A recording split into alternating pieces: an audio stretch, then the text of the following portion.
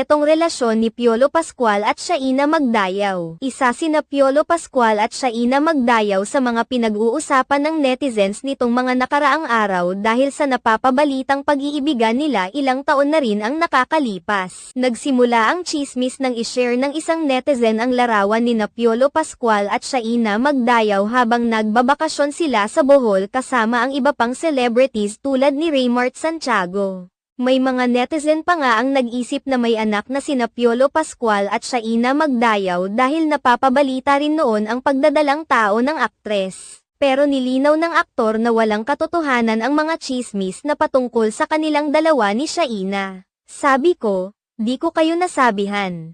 Sini-secret talaga namin. Know for yourself, di ba? Buti pa kayo alam. Natatawang pahayag ni Piolo Pascual. Nang may tanong kay Piolo Pascual ang totoong relasyon nilang dalawa ni Shaina